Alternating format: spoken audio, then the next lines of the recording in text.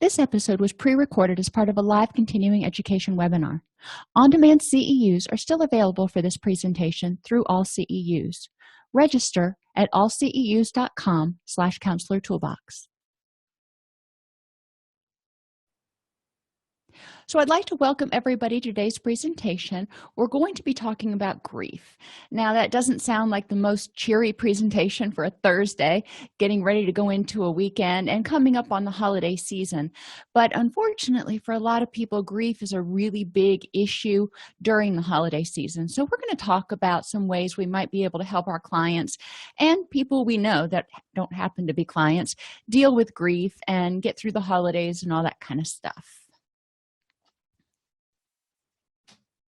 Whoops.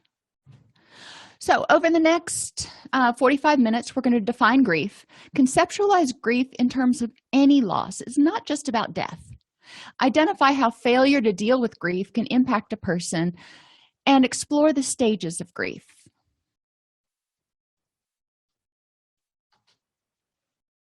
So grief is a label assigned to all of the emotions associated with dealing with any kind of loss. And when I talk with patients who are dealing with grief, and most everybody, by the time they get to be grown-ups, we've had a lot of losses. Now, that may not be a lot of deaths, but we've had a lot of things kind of change. And some of those things can be physical. You may lose physical things. You can lose, a pet can die. You can lose maybe your favorite car. Maybe that's a big deal to you. I remember when I got rid of my first car and it was just like, oh, but it was my first car. You can lose abilities, whether it's eyesight, your ability to walk, anything, any physical ability you may lose. And this is true too with an aging population as they lose some of the abilities they had when they were younger. I know right now I'll go to the gym and I expect to perform at the level that I performed at when I was 20. And my husband's like, no, your heart rate is not supposed to go the same rate it did when you were 20 years old. Your body can't handle that anymore. And I look at him like he's got three heads and I'm like, oh, yes, it can. Don't tell me that. I'm not ready to accept that loss yet. My grandfather, as he was getting older, developed Parkinson's disease, and one of his hobbies was making miniature dollhouse furniture, and he made beautiful furniture. But as his Parkinson's got worse, he couldn't control the small movements that he needed to do in order to make the itty-bitty parts to the itty-bitty furniture. And that was huge for him because he didn't have a lot of skills. He had a 6th grade education. He was a painter by trade, and once the Parkinson's set in, he couldn't do that either. So he had a lot to deal with as far as his life was changing, and he had no control over it. And we can also lose freedoms. I'll just kind of leave that for discussion later. Some things we can lose in terms of self-concept. Your roles change, and it's not necessarily that you lose them, they just go away. When children leave the house, people go through empty nest because you're not doing the same thing anymore. And for some people, it's a big deal. For other people, they're just like, I can't wait for the kids to get out of the house. But depending on your attachment to that role and how much it changes, there could be a huge sense of loss when that happens.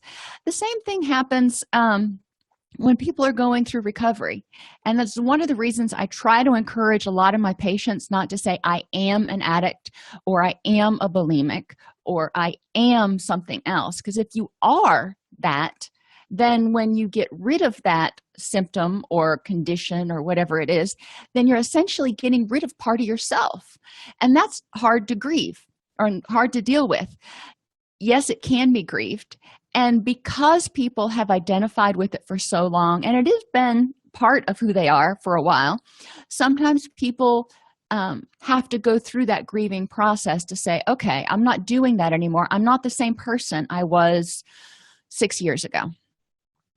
Your values can change, and there can be a grieving process associated with that as you go from being optimistic about everything and just wide-eyed and bright-eyed and bushy-tailed every morning to, okay, it's going to be a good day, but I know that everything's not going to go right. So those rose-colored glasses have come down a little bit. I try not to take them off completely.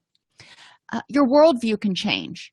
People lose innocence, and you don't have to just be a victim of crime to lose innocence. I'm not saying that, but I'm saying as we grow older, and it kind of dovetails on what I just was talking about, we realize that things aren't as cut and dry as we thought. We realize people that we idolized aren't perfect. Oh my gosh. We realize that, there are a lot of things in life that aren't fair. And dealing with accepting the fact that life isn't fair is a big issue for a lot of people. People can lose their sense of safety. Now, this can be because of victimization. This can be because of being in the military, being in law enforcement, or for some people, it can just be from watching too much news and television. And, you're kind of going, what? They've done a lot of studies, especially after 9/11 and after Katrina. They found that there was a lot of secondary traumatization of children who were watching the news, and it was repeatedly showing this for weeks and months on end. So the children felt like the world was a lot scarier than it really was, because they weren't conceptualizing that this is a tape that was made 3 weeks ago. And, I know that the aftermath of 9/11 and Katrina went on for a long time. But for the children that were watching it, it just seemed like the world was falling apart. So as parents, we needed to work with them on helping them understand that they were safe. But we also needed to help them kind of fit that into their worldview and fit that into their schema about the fact that, the world is not just this perfect, happy place. There are dangerous things. Dreams, how things should be.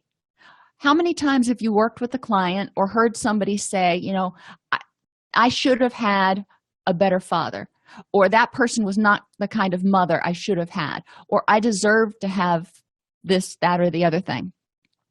Well, it didn't happen. So we need to take that hope, that dream that you were holding on to, and talk about it and help you figure out how to integrate it into future life.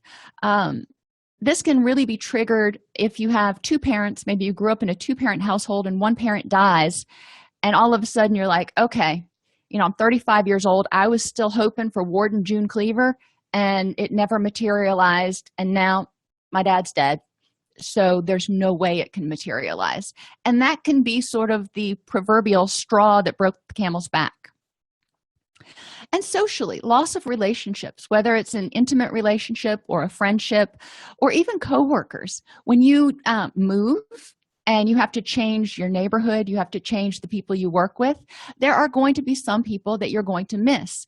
But it's also developing a whole new social circle. There's a lot of stress that goes along with that change. You've lost the familiarity. Maybe you moved to a whole new city, and you've lost the familiarity with everything that you used to do. All the places you used to go, you have to learn new routes.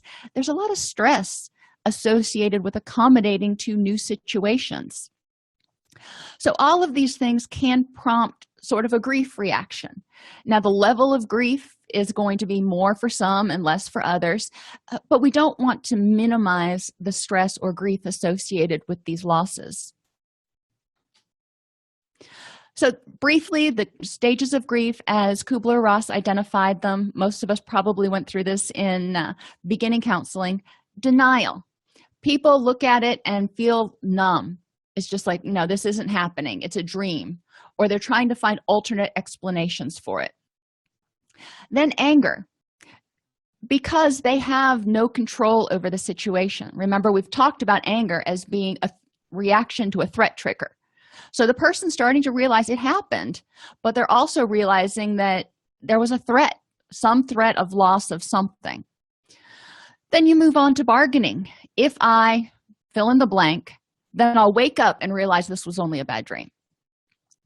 Depression is when the person realizes that they're awake and it's not a bad dream, it's reality, and a sense of hopelessness and helplessness sits in. Followed by, which is where we hope to get them, acceptance, which can be radical acceptance that the loss occurred and determining how to proceed from there. We're not saying you have to be okay with it. We're not saying you have to be happy that it happened. Sometimes things really stink. But At a certain point, you have to decide whether you are going to move on or you're going to be stuck. One of the key points in going through the stages of grief, and what maybe we should call them phases instead of stages, because people don't go through them linearly and then poof, they're done. People go through them sort of circularly. Denial, usually people don't go through that a whole bunch, but I know after my father passed, we had already moved, and I would see him maybe once a year, once every other year, and then after my kids were born, a little bit more often than that. But as long as I wasn't going down to South Florida, in my little happy world somewhere, he was still alive. So I was still in this world of denial. Now, rationally, I knew he wasn't, but as long as I wasn't confronted with the reality, I'd like to stay in my happy little world. So I would go back and forth between denial. Anger, like we've talked about before, if anger works for people, if it's been effective, then they may go back to anger more often. They may stay angry that they didn't have control. They may stay angry at themselves for things they think they should have done or could have done. They should have said or could have said. Bargaining may come, may go, and depression. So some people aren't as comfortable with anger, and they stick in that depression area where they're hopeless and helpless because they don't have the energy, or they don't feel it's worth the effort, or they don't want to put forth the effort to fight or flee, the anger or anxiety thing. So they get stuck in helplessness and hopelessness. Then we move on to acceptance. Does that mean the person's done? No. I'm sorry, hate to break it to you, they're not. Why? Because they'll get to acceptance, and then all of a sudden they'll be reminded of it again. Have you ever gotten an injury and it really stinks?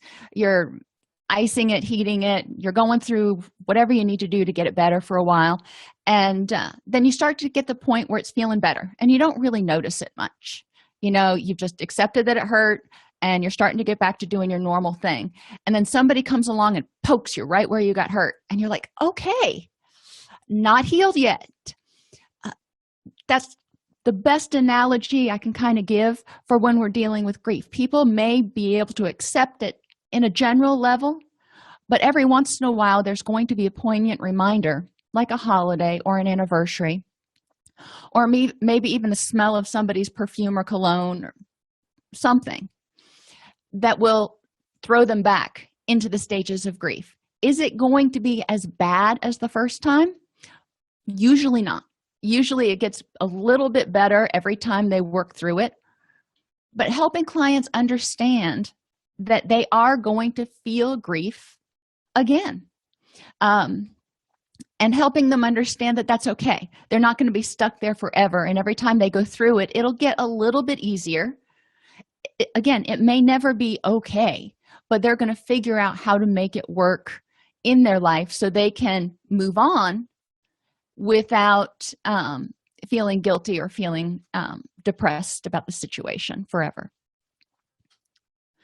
Exacerbating and mitigating factors. How people react in a crisis depends on 6 things in general.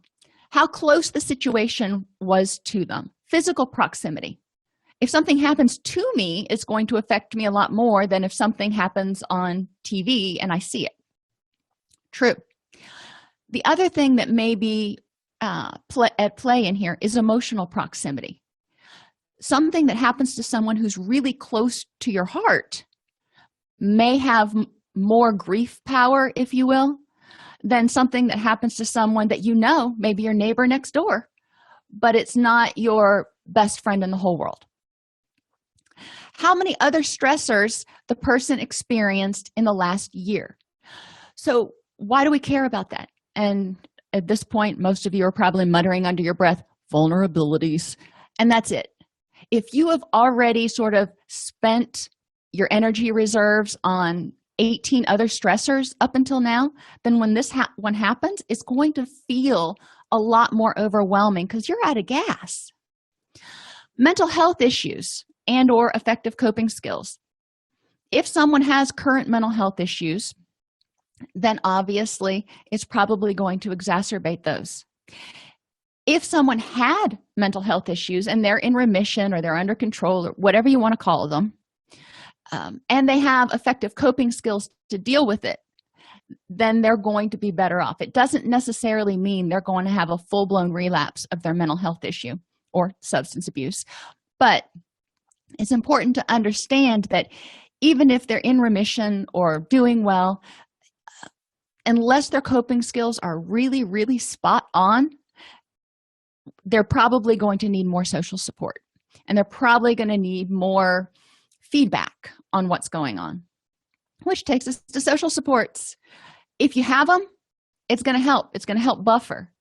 Social supports can be there to help you make meals when you don't have the energy to make meals. Social supports can be there to help you get out of the house if you're depressed and you can't get moving.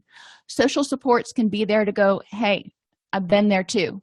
Or maybe I haven't been there, but let me understand how you feel. Why don't we talk about it? And I'll be here for you. I can't make it better, but I'll be here for you. Understanding the loss. If the person understands what happens, it may make more logical sense. If someone is, I talked about empty nest earlier. As parents, we know that's going to happen. And like I said, as parents, sometimes we're going, I can't wait till he's 18. Other times as parents, we're just kind of holding on. I was going through old baby pictures today, and I'm really not eager for my kids to move out. But I understand that it's coming and I can prepare for it, and it's a natural course of things. My stepfather, when he was a young man, very young man, on Christmas Eve, the Christmas lights caught fire, and his entire family died in a house fire on Christmas Eve. Now, how can you understand that loss? That's not one you can predict. It's not even in the normal order of things. So that one's a lot harder to deal with because you don't even see it coming. You get blindsided. And how much control or responsibility they feel like they have in a situation. Again, with my stepfather, he feels an immense amount of guilt because he hung the Christmas lights. And, he goes back and thinks about all those shouldas and couldas and all that kind of stuff. And it's been 60 years since this happened, but it still hurts a lot. And I'm not saying that it shouldn't, which is why, again, I don't want my clients to think that, you go through it once, you deal with it, and you're going to be good with it. Because sometimes that's just not how it happens. But you get to the point where it's not ripping you up inside. The impact of unresolved grief. So what about the people who never get to acceptance? And, every time they're thrown back into the grief cycle, they get all the way up to depression, and then they just stay there. And then they get thrown back into the grief cycle. What happens? A lot of anger. Shouldas, couldas, and if onlys at themselves for what they could have done to prevent it, or what they should have done. Maybe I should have told them I loved them before I left the house. So we need to look at that. What kind of self-talk are you saying to yourself about this situation? At others, for things they should have done to prevent it, or things they should have done to help. And at their higher power. A lot of people, when they go through a grief situation, or maybe they have multiple losses, and at a certain point, they're just like, really? How can this be happening? I don't understand. I don't get it. And at that point, sometimes they turn to their higher power, and they're just like, how can you let this happen? Then they feel guilty about being angry at their higher power. So there's a whole set of things to deal with in terms of anger at self, at others, and at their higher power, if there is one, that they believe in. Now, one of the things that I have seen is a lot of clients, not the majority, but I've had a lot of clients who've had so many losses that they just give up, and they're like, there cannot be a higher power. There cannot be a controlling force if this is happening. Therefore, I am going to doubt the existence and or become atheist. So I've seen people go from being spiritual or religious to atheist to agnostic or spiritual or religious again. It doesn't always happen, but figuring out where the change and why the change in belief system happened, if they want to go there, can be helpful for some people, especially if they're working a 12-step program. Depression, the hopelessness and helplessness, and I don't know how to go on. I know I can't control it. I've gone through the anger. I don't have the energy to be angry anymore. I'm depressed. So I'm hopeless that I can fix anything. I'm hopeless that you can fix anything. And I'm hopeless that my higher power is going to do anything about it either. Think about being in that person's mind for a minute. Not for very long, because it's not a good place to be. But I get it.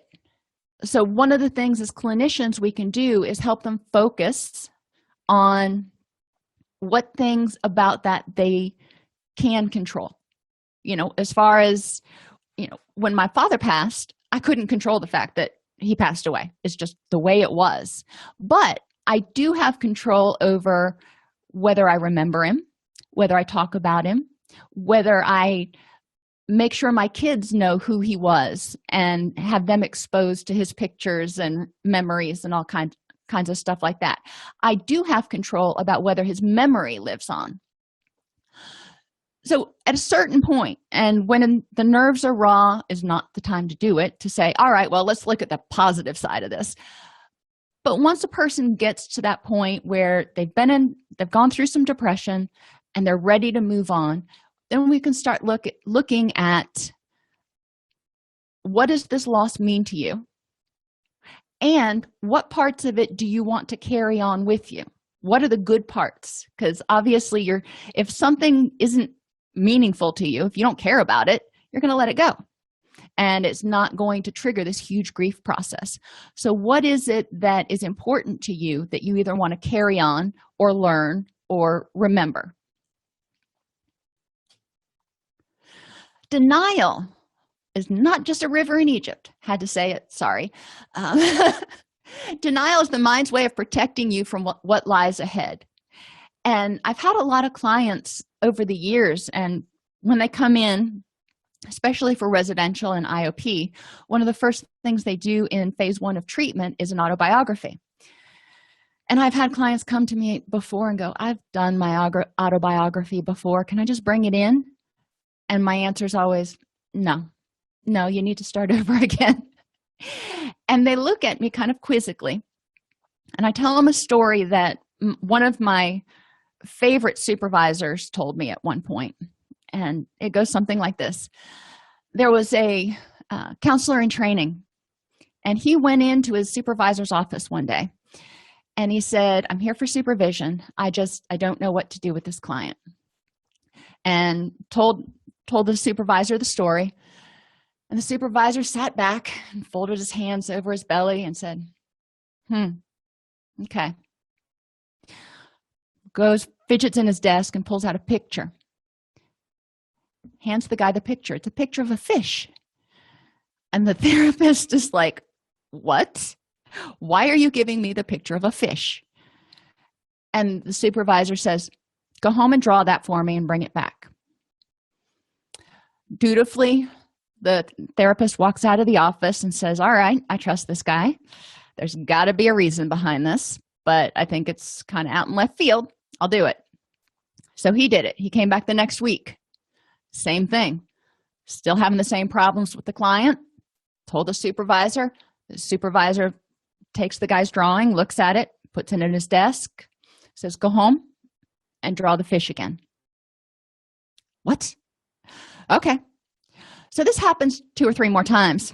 And finally, the therapist is like, Mr. Supervisor, I have been trying to be very patient, and I've been trying to understand what I'm supposed to be getting out of this in terms of helping me help my client. Are you trying to teach me patience, or I don't understand?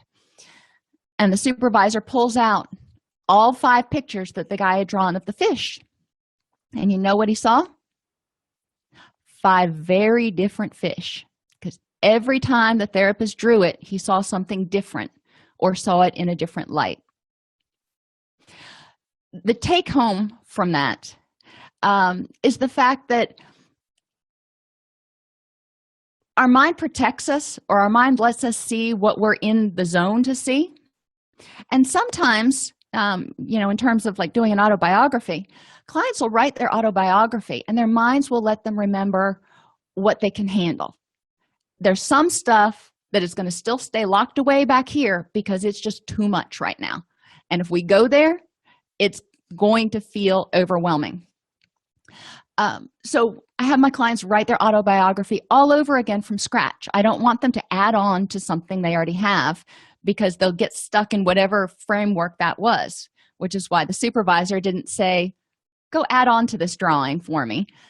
Tell me what else you see. He wanted to see all the different perspectives. Now, autobiographies are long, so I wouldn't suggest making clients write them and rewrite them if in the same treatment episode, but it is interesting to have them bring in their old autobiographies and compare them and talk about why it is that they're remembering different pieces. Or you'll have clients that'll come back in the middle of a session and they'll be like, I don't know why I didn't remember that until now. That's ripe for discussion. Well, let's talk about that. What part of that situation that you just remembered is meaningful to you? And in what way do you think you weren't ready to know it until now? What kind of revelations are you going to have from this? So the action strategies in denial, when you're working with a client who has recently had some kind of a loss, is facing the loss and reminding themselves that it happened. And this isn't something that they want to get up and do like every hour and go, okay, my such and such passed away, or I lost this, or I lost my house. No, let's not throw them into depression.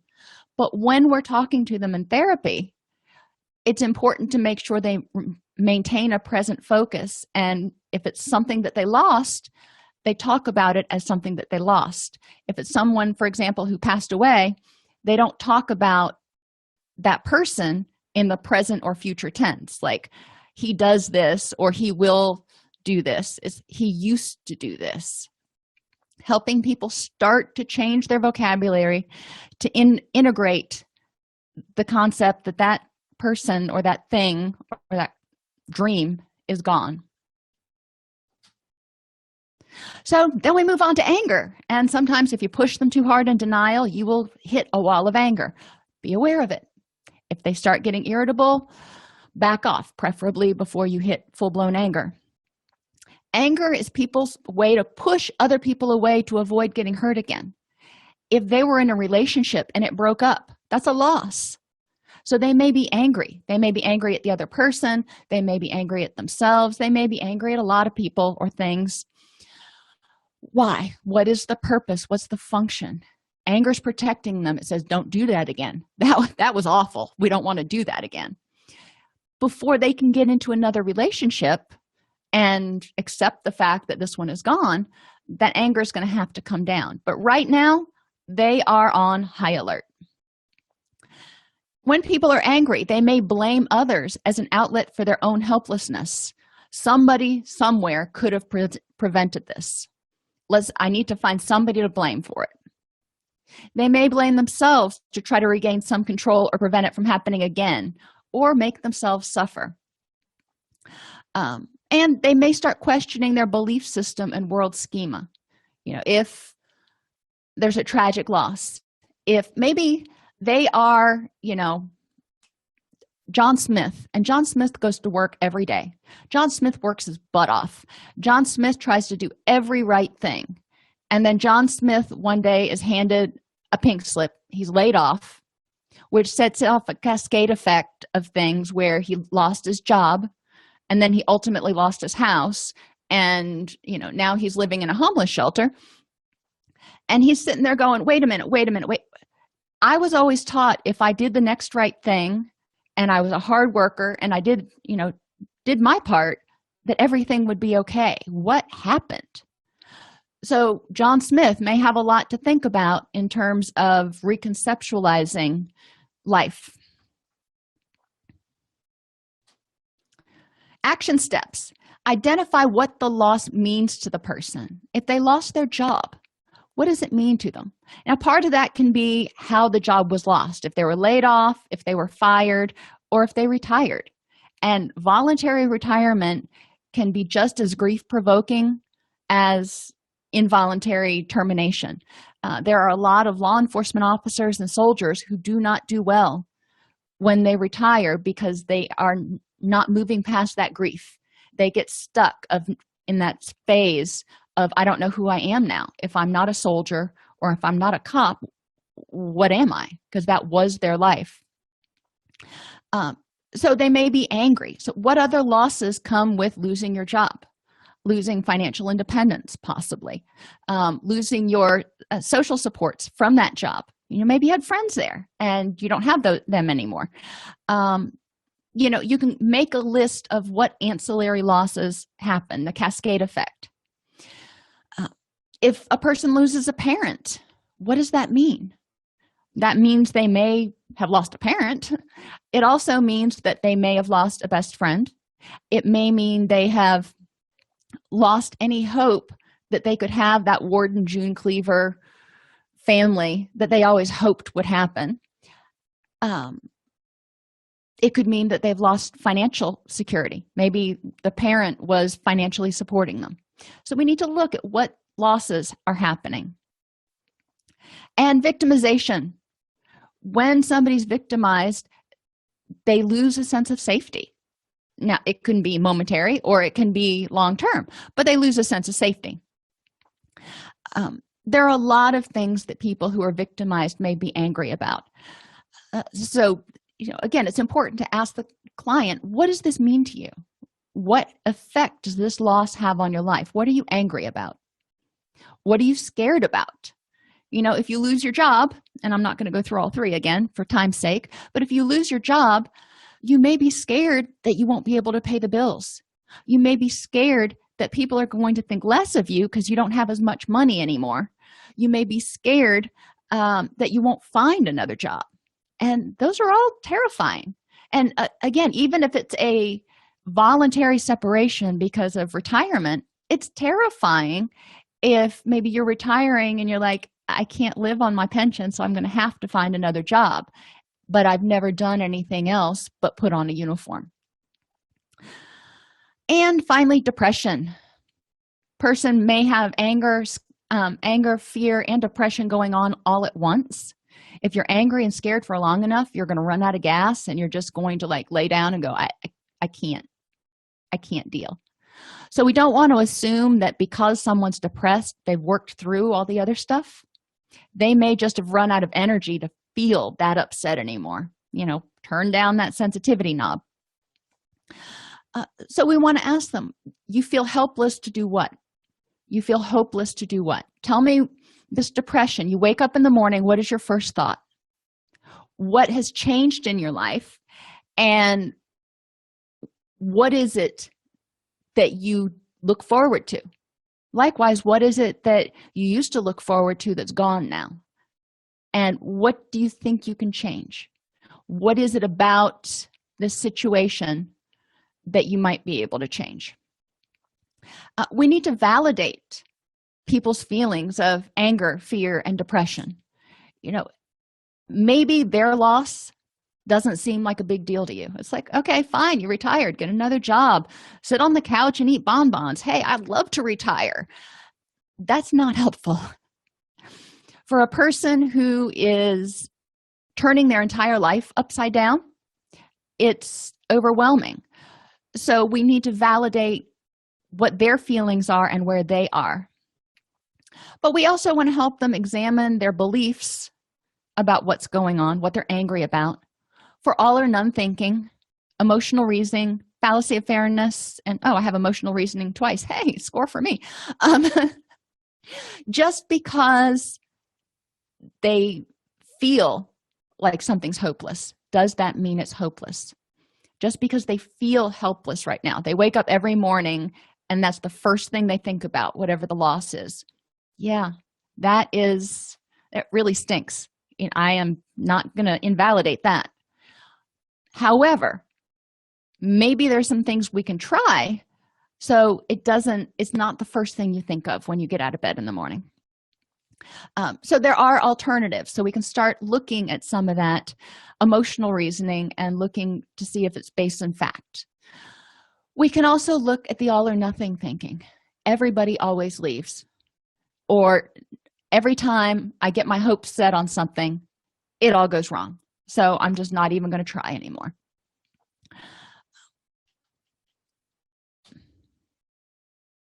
And then we move on to hopelessness and helplessness, and depression. Yes, I skipped right over bargaining because bargaining seems to be, in my experience working with people, it comes and it goes, but it's not a place people generally stay stuck. If the bargaining is going to happen, a lot of times it happens before the loss. If I do these things, maybe I will be able to get hired again. If I do these things, maybe there will be some divine intervention or a miracle and my child will spontaneously recover. A lot of the bargaining happens at the diagnosis where the impending loss is coming. But once the loss has happened, my experience has been that a lot of people don't go back to that bargaining as nearly as much and for nearly as long.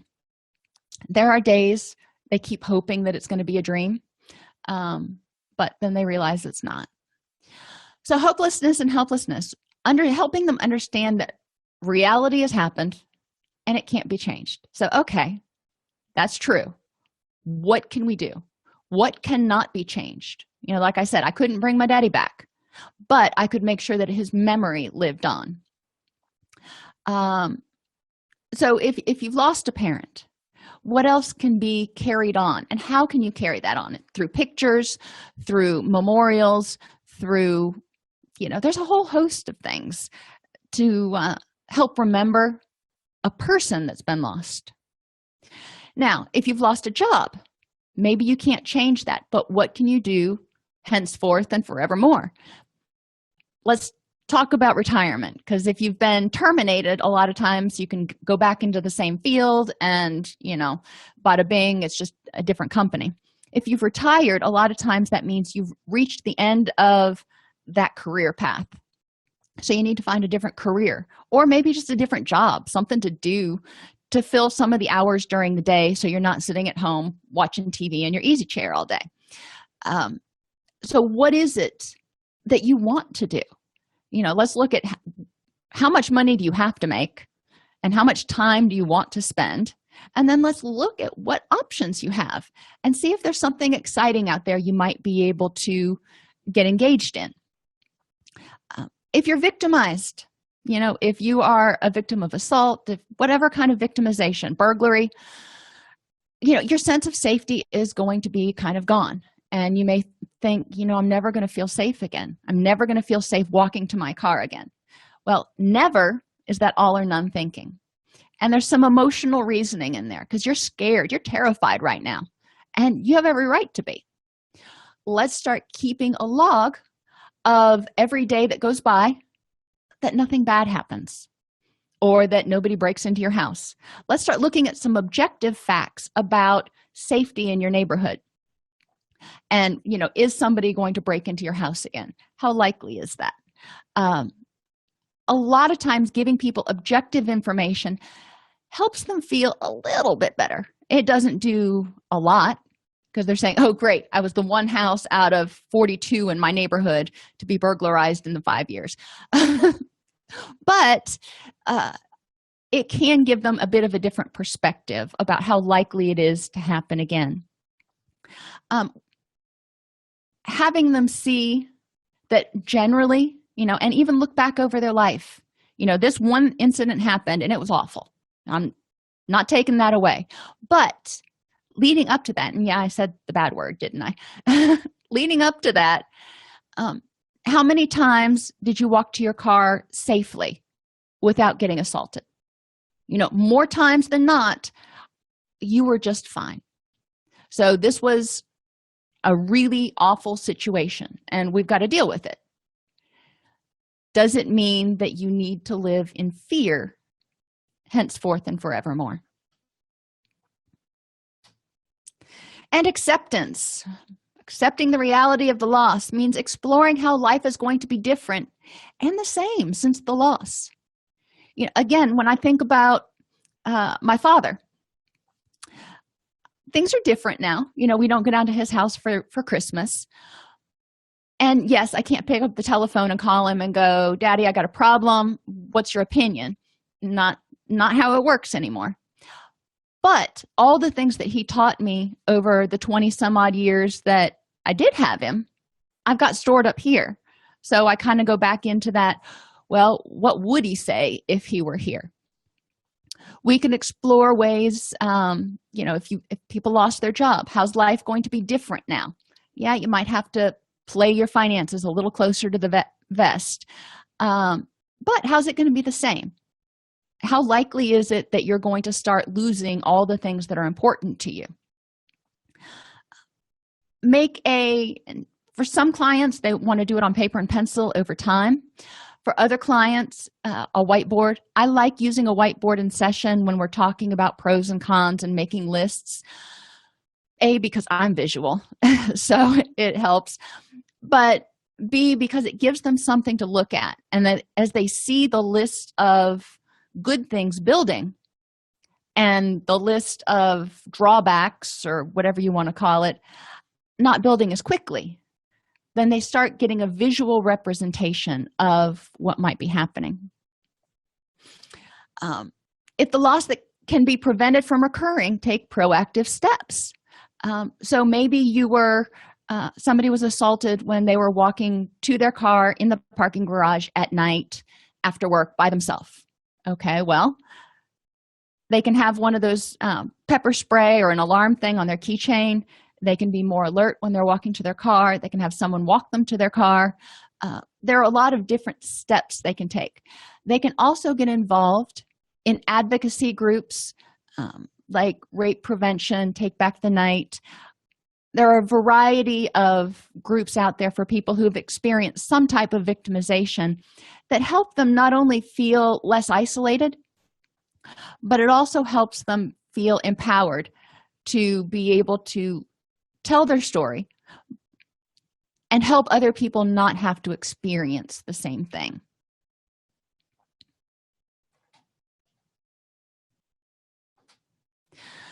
Like I said earlier, grief is not a linear process. Most people experience grief surrounding a loss for at least a year. Holidays, anniversaries, and reminders. So you go through 1 year, starting in January, and we'll see how I remember my holidays now. You have Valentine's Day. You have 4th of July. Then you have Halloween, Thanksgiving, Christmas, birthdays, anniversaries thrown in there. And for some people, other holidays like Memorial Day may be especially poignant. But it's important to understand that that lasts an entire 12 months before you even hit that anniversary or trigger period again. So 1 year at least before the person gets into a better rhythm. Anniversaries, and it can be, the anniversary that you met, can be the anniversary of the breakup. It can be the anniversary that someone was diagnosed with a terminal illness. There's a lot of different anniversaries, especially for people who tend to be more sentimental. It may be more poignant for them, and there may be more periods or anchor points along the timeline. You can have them draw out a timeline in counseling and go, okay, let's talk about what might be triggering for you, or which days might be difficult for you over the next year, and put them on the timeline. And if you notice there are 2 or 3 or 4 clustered together, then you can talk about the fact that, all right, you're getting ready to go into a really tough period. So how are you going to prepare for that? What can you do to eliminate vulnerabilities? What can you do to be kind to yourself? What can you do to make this as easy as possible? For a lot of people going into Thanksgiving and Christmas, if they've lost a loved one, is really difficult, whether it's through a relationship breakup or a death. Holidays are times when families get together. So if you're not getting together with that person, it's kind of like rubbing salt in a wound. And they come kind of back to back. So you've got to say, all right, how are you going to deal with this? What are you going to do so you are happy and you can keep moving forward? Yes, it's going to be unpleasant. Is sitting alone by yourself on Thanksgiving or Christmas or Hanukkah how you really want to spend that time? And, let's talk about that. But let's talk about what you want your life to look like during that period. Other things that might trigger people in a grief situation. People. They see other people, maybe a friend of a friend who was, your ex-boyfriend's best friend, can be a trigger. You may see that person out if it was a relationship breakup. If you used to work somewhere and, you left that place and you miss working there was some grief associated with that termination, and you see one of your old coworkers, it can be a reminder, and it can kind of take you right back there. And it'll hurt. It'll sting. Helping people develop some basically emergency coping mechanisms. If all of a sudden there's a trigger there and they're like, oh, this is painful. Places you used to go with someone. Places that, maybe you drive past your old workplace and it makes the pit of your stomach hurt. Okay, how do you deal with that? Things, you can think of all kinds of things that are going to remind you of losses. And the media. The media can be news reports, but it can also be something in a benign television show you're watching. One of my dogs passed away. Golly, I think it's been about 5 years now. But, he was hit by a car, and so it was a really sudden, tragic, oh my gosh, loss. And it took a while for me to kind of wrap my head around that. And every once in a while, we'll be watching a show, and there will be a yellow lab on it that looks just like Kenny, and I'm just like, oh, I miss Kenny. And, it's just some silly TV show. Helping people understand that may happen. So how do they deal with that reminder? How do they deal with that trigger without getting sucked into it? Because I can look at it and, I see the dog that reminds me of Kenny, and it's like, okay, that really sucked when that happened. But then I remember what a good dog he was, and then I distract myself. I'm like, okay, we're not staying stuck there. We're not going to unpack and stay for the weekend.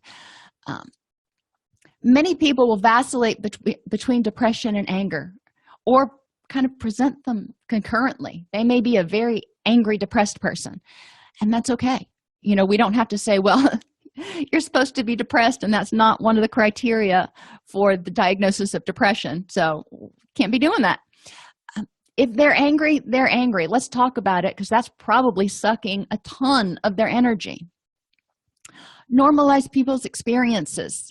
It wasn't, for some people, and I'm one of those people, it's not just a dog, it's a family member. For some people, it's not just a job, it was part of who they were. And again, for some people, it wasn't just a condition or a disorder, it was part of who they were. And they're not sure what life's going to be like or who they're going to be if they're not an addict or a bulimic or whatever it is anymore. Encourage people to reach out to social supports, people who've been there. Most people have been there.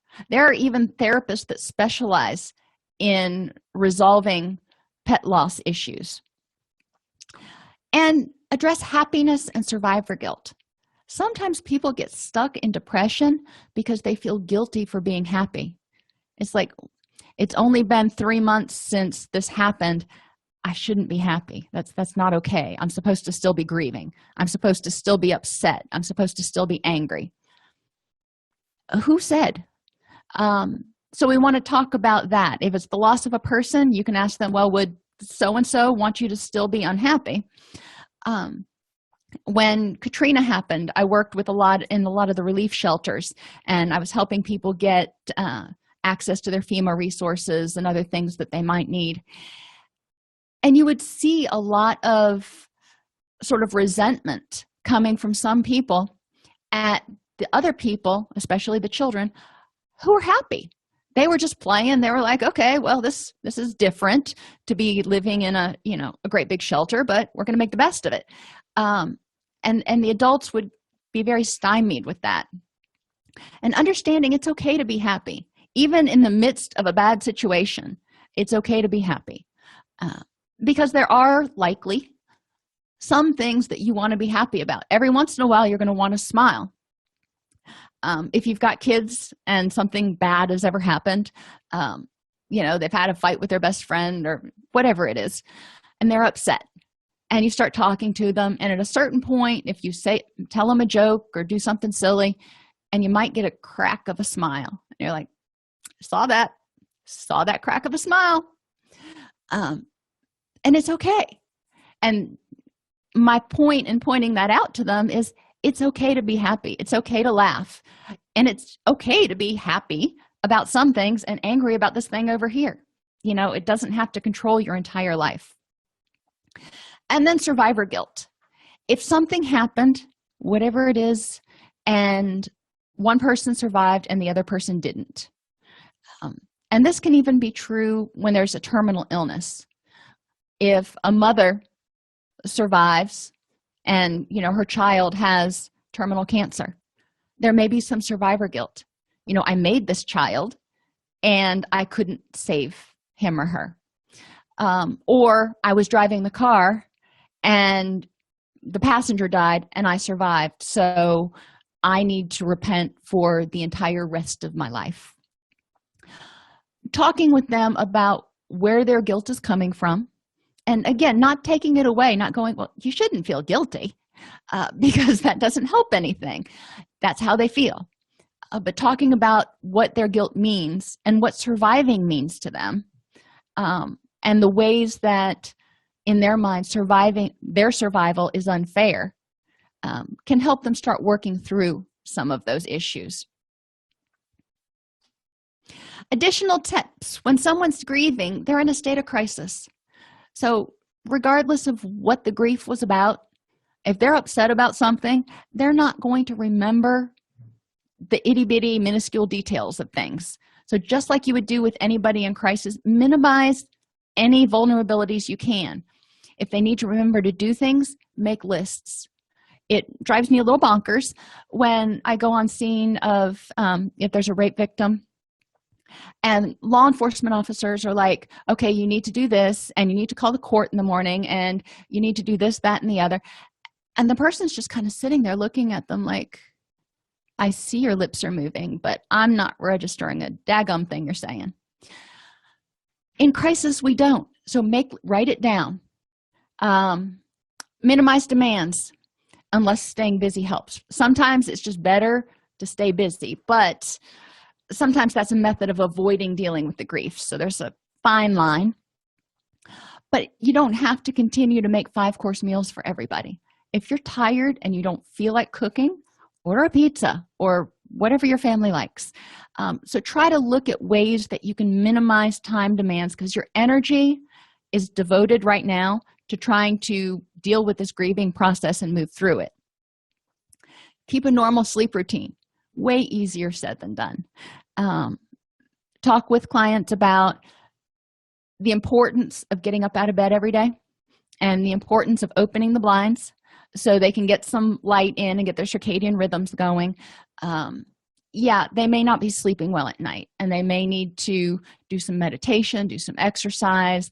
There are a lot of interventions that can be done to help people sleep, up to and including short-term medication for sleep. Now, that's not something I generally like to throw out there right away, because I've seen clients just become really reliant on that. But at a certain point, people need to sleep. Set a defined amount of time to revisit the loss each day. Half an hour or an hour. Okay, during this hour, it's okay for me to sit there and think about this and feel okay about it, feel bad about it, feel however I'm going to feel. But then when the hour's up, when the timer goes off, I'm going to get up. Some people spend that hour journaling about the loss or to the person that was lost or to their higher power. But the time limited is the important part, because we don't want them to unpack and get stuck there for 2 weeks. And be compassionate to yourself. As a clinician working with somebody who's grieving, it can be really draining and it can push a lot of your buttons. But encourage clients to be compassionate with themselves. And we need to model this as clinicians. We need to help them see how to be self-compassionate. And we need to encourage them to not push themselves if it's going to make their treatment kind of go backwards.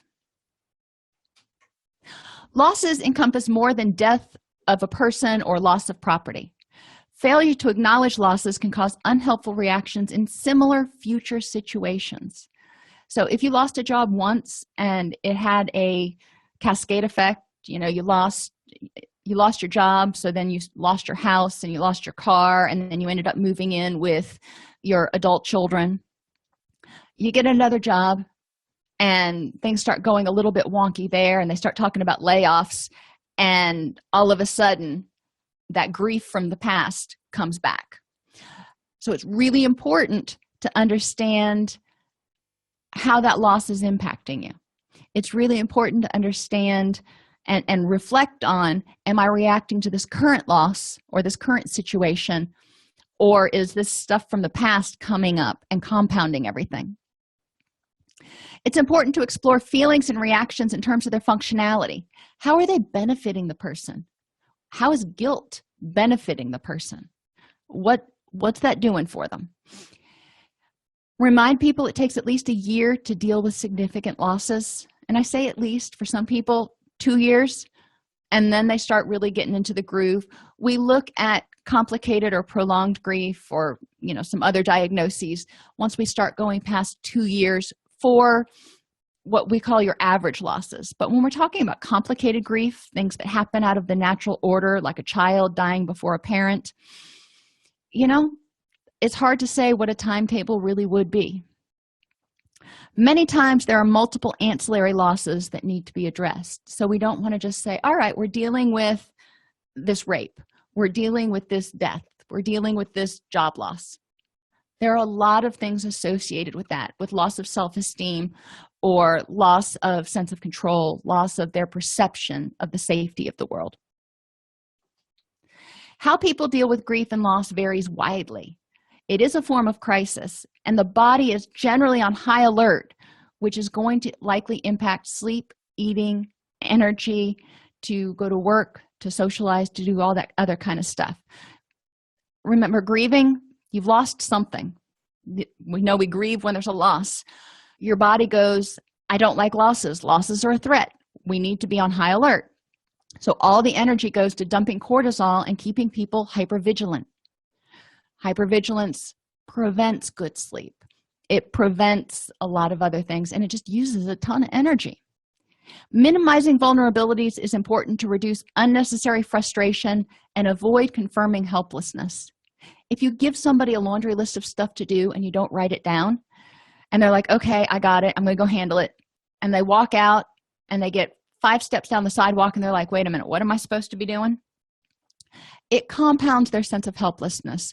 It compounds their sense of frustration that nothing will ever be right again. So put in those little buffers anywhere you can to help out.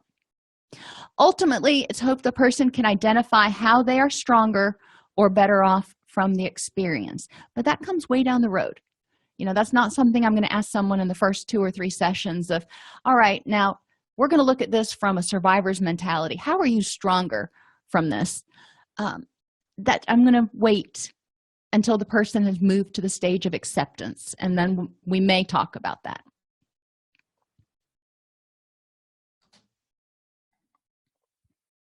If you enjoy this podcast, please like and subscribe either in your podcast player or on YouTube. You can attend and participate in our live webinars with Dr. Snipes by subscribing at allceus.com/counselor toolbox. This episode has been brought to you in part by allceus.com, providing 24/7 multimedia continuing education and pre-certification training to counselors, therapists, and nurses since 2006. Use coupon code Counselor Toolbox to get a 20% discount off your order this month.